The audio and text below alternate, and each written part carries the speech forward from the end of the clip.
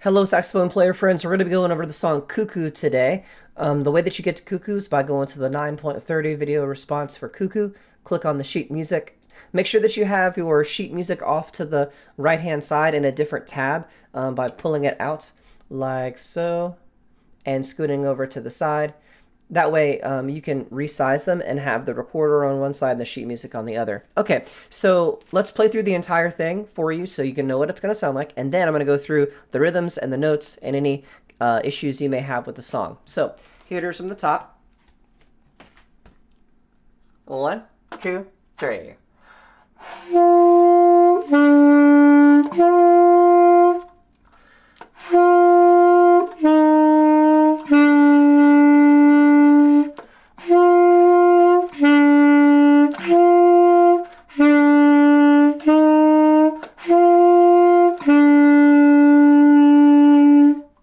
All right, so that's the whole thing from top to bottom. The rhythms first. So what is our primary mode of rhythm in this song? What do we see the most? 1, 2, 3, 4, 5, 6, 7, 8, 9, 10, 11. What are all those? Those are called half notes. And how many beats do they get? 2, right. So this will be like 1, 2, 3, 4, 1, 2, rest, rest. That's called a half rest, don't forget. And then 1, 2, 3, 1, 2, 3, 4. Okay, so hear it in the numbers speak in your head so you can keep track of where the beats are. We use the number system for the for band. So when we're counting through, you're gonna feel it as 1, 2, 3, 4, 1, 2, 3, 1, 2, 3, 4, 1, 2. We'll get more into that later. This string of half notes here, 1, 2, 3, 4, 1, 2, 3, 4, 1, 2, 3, 4. And then we have these two ones that are at the end and the halfway point. Those are called what kind of notes? Whole notes. And how many beats are they? 4, right. So this will be like 1, 2, 3, 4. Okay, notice how I'm thinking it in my head, kind of like mouthing it weirdly. It'll be the same thing over here. 1, 2, 3, 4. 1, 2, 3, 4. Gotta feel each one of those beats as you play. Okay, so that's the rhythm of the song. Make sure that's in your head and you understand where you're gonna play. Re-listen to me playing it, re-listen to me counting it as much as you need to. Okay, so pause the video and do that. When you're back, then we're gonna go over the fingerings. All right, so fingering time.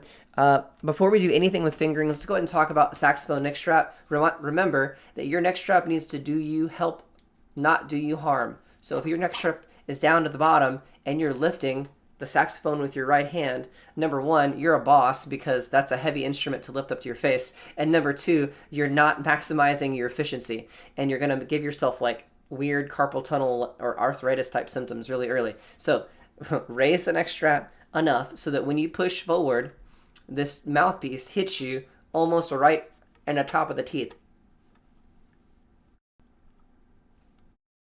Okay? You want to be able to stand with great posture and push this thing forward. I'm not lifting, I'm pushing. Okay? Using that thumb to rock it forward. Okay? All right, so first thing, I'm going to lower my camera a smidge so it's easier for you to see my hands. I'm going to zoom in a little bit. All right, so when you push in, that gives you the ability to use these fingers freely. So the first note we come to is D. 1, 2, 3. 1, 2, 3. And the back thumb. Okay, try that note with me. If that's not coming out for you the way that it sounds for me, double check it and see me in office hours if you need some extra help with that. Pause the video, rewind, pause the video, rewind. The next note is a what letter? If this is a D, which I gave it to you, should have asked first. If this is a D, then what is this note? B, right. And how do we play B on the saxophone? Simply, index finger. Okay? Just index finger. All right. So let's try that together. Let's go between D and B real quick. So all the fingers with the thumb in the back, and then B. First note is a D. Try that a few times.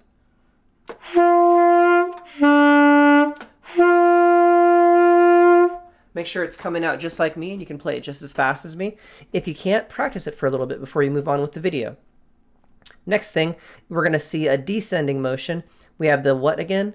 D. And then what do we have here? What's that note? C. Right, it's the first note we played for the song going up.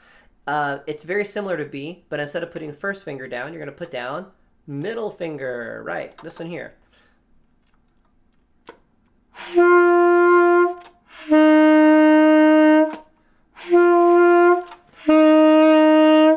Good. And then the next note, the long note, the whole note is called a B. And then from there, guys and gals, you're on your way to being able to get this done. So if you would, practice the first bit. Okay. Dum. Okay. In the hands. Here we go. First 4 measures. First 6 notes. Rest. Rest.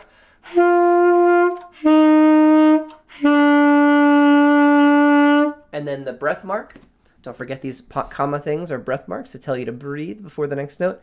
And then what do we have here? A sequence of half notes. Say the letters with me. We have D, B, D, B, C, D, B. So D, B, D, B, C, D, B. If you can say those letters in time, it's going to help with your finger memory. Okay. Now practice the fingerings. D, B, D, B, C, D, B. Okay. If you can't do that fast enough with me, then take a moment and practice that. Do it a few times. Make sure that it's really solid and you don't make any mistakes. Then once you've got that, then practice it. Here we go. 2, ready.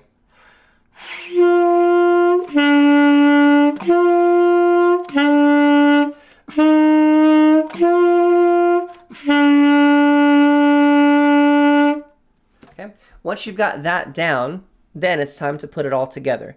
Now, practicing at one time does not mean that you're a master. Practicing at one time means that you got it right one time. Our favorite basketball players, our favorite athletes, they don't throw the ball one time and get the catch. Am I right? They throw it like hundreds and hundreds of times, getting it correct over and over and over again so that they can execute in the game. The game for us is the whole playthrough. So make sure you practice. Make sure you spend enough reps getting this right. Once you're ready, try it again with me. Here we go, from the beginning to the end. I'll put my cursor at the beginning so you're not confused. Here we go. 1, 2, ready?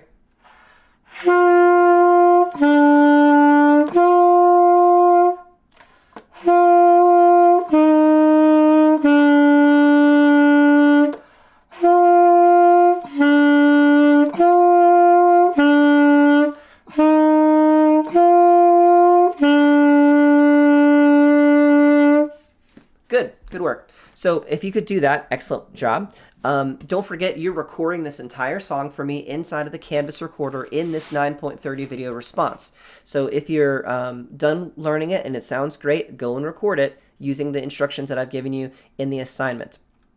If you have any questions, reach out to me in office hours or over Canvas message or whatnot. And great job. Proud of you. I'll see you in the next one. See ya.